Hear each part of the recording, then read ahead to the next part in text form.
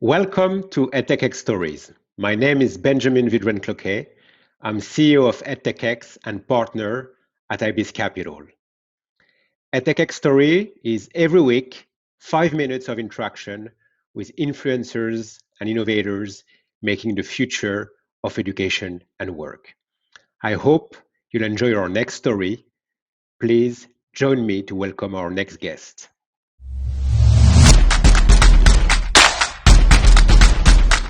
I'm Dr. Darnisa Amante-Jackson. I'm originally from Brooklyn, New York, but I'm currently living in central New York now, right outside of Syracuse. I define my work as a racial equity strategist, so pretty much an equity ghostbuster, and this is my EdTechX story. Excellent. Wonderful. Well, I'd love for us to discuss a bit more about, your career in diversity, equity in education. And I'd love to ask you, how did you discover your career path and why did you choose it? I wouldn't say, Svenia, that I discovered my career path. I feel like it discovered me. Starting and being raised in Brooklyn, New York City, and going to New York City public schools, I noticed and felt inequity in education pretty early, but I never knew what it was for. Right? I knew the issue wasn't normally my teachers. Sometimes I didn't see myself represented in my curriculum, didn't often see myself represented in advanced placement classes. And it really made me start asking questions about systems and how systems impact education, which I know, folks, you're ready for the turn. I became an anthropologist first. So I thought that I needed to understand culture broadly.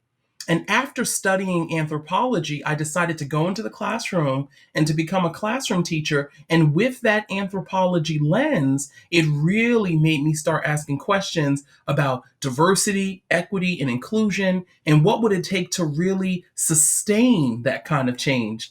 So that's how I got there. Impressive. And can you tell us more about what you do for a living, the two ventures you started? Yeah, so I kind of consider myself the jackass of trades as it relates to equity because I'm really doing a lot.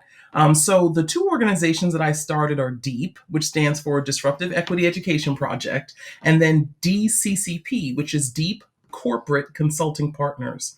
And both of those organizations have one key goal, which is to support people in having the necessary yet difficult conversations about culture, race, and identity, but not through the lens of shame.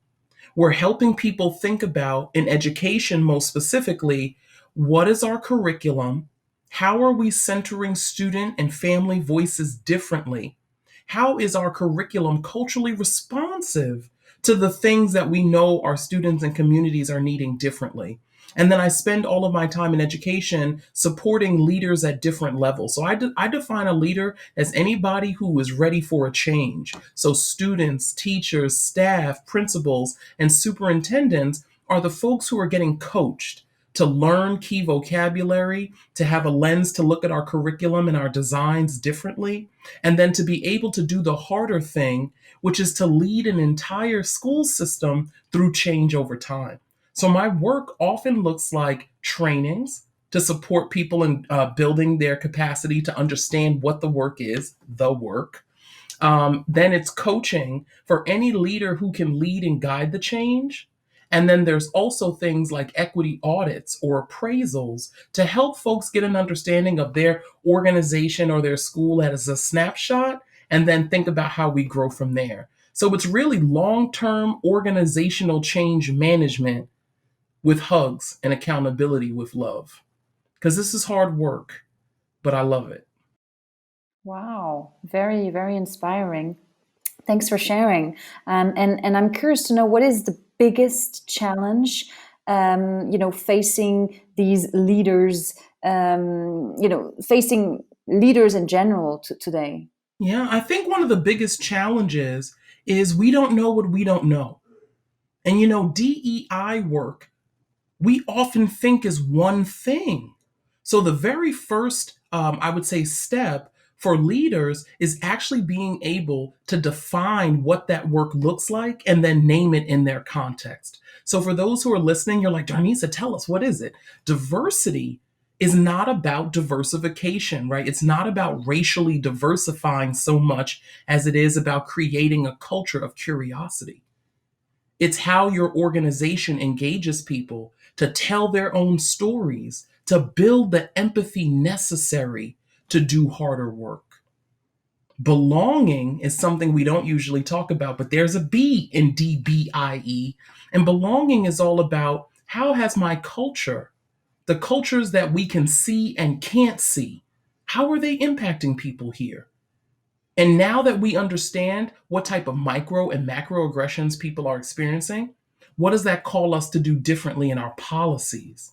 And inclusion is usually where you do diversification. And here's why, folks. If you diversify your organization before the culture is ready to ask how people are experiencing it, we are tokenizing people. The diversification alone doesn't transform culture. That's what diversity and belonging does. So for leaders, the first big step is understanding that. And then we do the second big thing, which is now with that knowledge, what does this mean for my context? Leaders are often not taught to conceptualize really high level concepts like that and to get them granular in a way where staff or teachers or students feel seen in the process. And that's a step that we often don't take, but to me, it's the first important step, which is organizing for a long-term change. It usually takes 10 years to get to equity, Svenia. 10. Do you know leaders who are being taught how to vision for 10 to 15 years of change at one time? That's the work. And this is why a lot of leaders are struggling, because they feel paralyzed. Where do I start? What do I do? What context? We don't even know who we are yet. And that's normally the first 2 or 3 years. So thank you for the space to really explain that in detail. And I hope that was helpful for our listeners and watchers. I'm sure it was. Thank you so much. Thank you. And I'm curious also to know, what trend you would like to see disappear forever. Well, this one, I might get a little bit of pushback, but I would really love to see the trend of canceling disappear. Cancel culture, I think, was created for accountability. And I understand that. We want to hold people accountable to the things they say they're going to do differently. There is a really bad side of cancel culture, though, which is what DEI work really calls us to do. It's the journey of people having to own that you can be multiple things at the same time. That at the same time, you could be a positive-minded person who loves people, is the same time you might have never had access to that group. And you really don't know what's hurtful or what's not. And it's not because you're ignorant. Systemic oppression robs all of us of the ability to understand each other. And if you cancel people in their non-knowing, it scares people to learn. Nobody wants to be called a racist or called out and lose your job and lose respectability all because you didn't know. There is a reason we don't know. And it's not willful ignorance. It's because there's a system that prevents us from having access to this knowledge. And I think when we understand that, we can hold people accountable without leaving them behind. And when you cancel people like that, it scares everybody so much that the only people who are often left to do the work are Black, Indigenous people of color, that BIPOC community, because we can't opt out. We can't opt out. My opting out means my reality never changes. And that's a very heavy burden. And so cancel culture for sure will probably always be my answer as it relates to this work. It's doing real harm, even though I think it was intended to do good. Yeah. Yeah, it's so interesting to hear your thoughts on this. And it's very wise also to think like this. Definitely. I mean, it's thank you. I'd love to, ask you some rapid fire questions now, some surprise questions. The first one would be, if you could talk to the president, what would you talk about? Oh, goodness. How long do we have? How long is the show? If I could talk to the president right now, I think the biggest thing that I would want to focus on is about communication. We've seen some really hard things in the last couple of months, and some of us knew those things were happening. But I think for the whole world, right? The world woke up in a different way last year. And I think the biggest thing that I would ask the president to do is to really think about some ongoing team or committee whose role is to even just communicate that the work we're trying to do is not about shaming people. At least in the context of the United States, right? We live in different United States. This is a different place depending on where you grew up. And when you realize that people are more segregated than they've ever been, people have no proximity to the kind of difference that we're asking for. I think only someone in the president's position could actually be globally communicating to the nation what type of journey we're on. But one leader alone cannot dismantle oppression. It'd be powerful to think about a task force. Now, this is a little tricky because it would have to be a bipartisan group that it didn't matter who was a president or not. This is not about anybody's politics.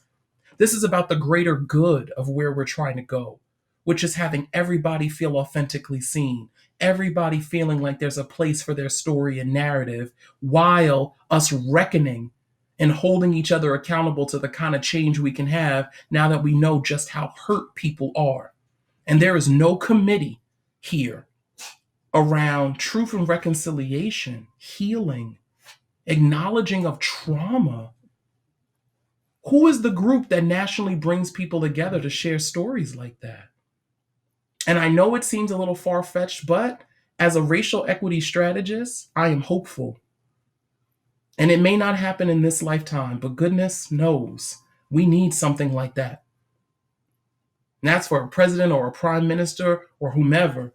There has to be a council that is helping people communicate with each other in a way that people actually own the journey we're going on. So that's a big hope. It is indeed. It is indeed. Thank you. Thank you so much. Now I have, one or two very last questions to know more about you. What's your favorite song ever? Oh my goodness. I have different genres, but I would probably say, oh my goodness, I feel like I'm on the spot here. I've got a couple of favorite songs. So I'll give you some. I am a huge Broadway fan, and Les Mis is my favorite play of all time. So most people think I'm going to choose like On My Own or Castle in the Cloud. Nope. Any song by Jean Valjean on the Les Mis soundtrack is my favorite. But Bring Him Home, honestly, Bring Him Home might be my favorite musical song of all time. The angst in his voice is too good. It's too good, Svenia. And it's a really great shower song, okay? It's great. It is. Nobody else has to hear you like, bring him home. I mean, it's so good. It is a very good choice indeed. And maybe the last, TV show you have binged on recently? Oh my goodness. Okay, so I don't usually watch television that much, but I did just binge all of the Queen's Gambit. I love chess. I love this one. The Queen's Gambit was so good. I didn't want it to end. So I watched it in one day, like kind of started at 5 a.m. and then went the whole day. So that's the last one I watched. I loved it. Wonderful, really. So before we go, who would you like to nominate for the next EdTechX story? I would love to nominate Dr. Eddie Moore for the next EdTechX story. So Dr. Moore, Moore, he always jokes that it's more work, more time, more learning. Dr. Moore, you've got more stories to tell us. He is focused on helping different leaders from different communities have conversations about white privilege, about racism, about equity, and particularly centering the experiences of Black and brown boys into our work and our curriculum and our designs. Really, really powerful leader, and I'm sure y'all are going to have a great fireside chat. Great. Thank you so much for your time and for sharing these really inspiring insights. We really need people like you to think of these topics that are absolutely key for our societies to basically advance and reach more peace, more equity, more everything. So thanks a lot for your time, and see you soon. Thanks, everyone.